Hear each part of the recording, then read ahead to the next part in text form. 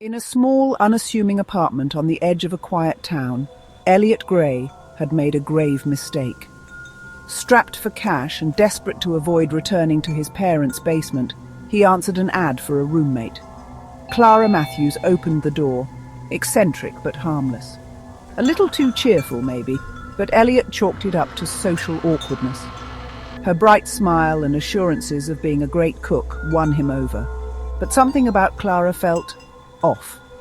She avoided talking about her past and grew strangely territorial about the kitchen. Hours spent in her room, the faint hum of a static-filled radio seeping under the door, and Elliot sometimes caught her muttering to herself. Still, everyone had quirks. 2 months in, things escalated. Elliot began feeling intensely sick.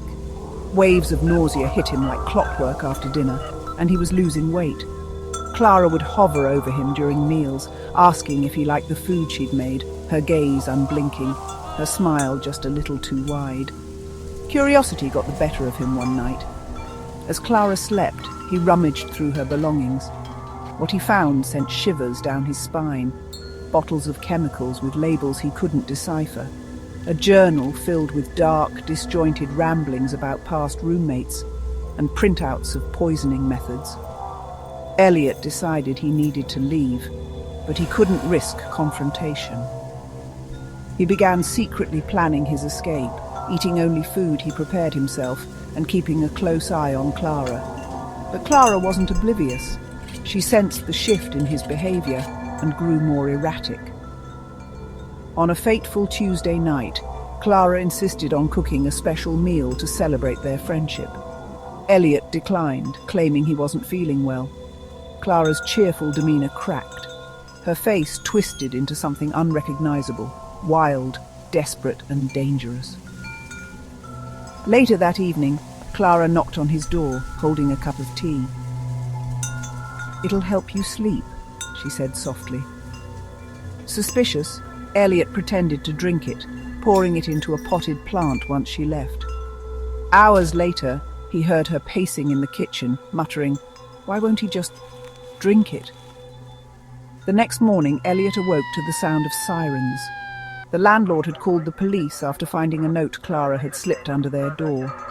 It was a confession, a chilling account of how she had poisoned every roommate she'd ever had, but none had appreciated her gift. Elliot staggered into the kitchen to find Clara lying on the floor, lifeless, an empty vial in her hand. Beside her was his untouched tea, which the authorities later confirmed was laced with enough poison to kill him 10 times over. The poison she ingested had worked quickly, but before it took her, Clara left one final message scrawled on the tile in red lipstick: "If I can't have peace, neither will you." Elliot survived her wrath by sheer luck, but the trauma stayed with him forever. The media sensationalized the story, branding Clara as the deadly roommate. And as for Elliot, he vowed never to live with anyone again. Some dangers, he learned, come from behind the most inviting doors.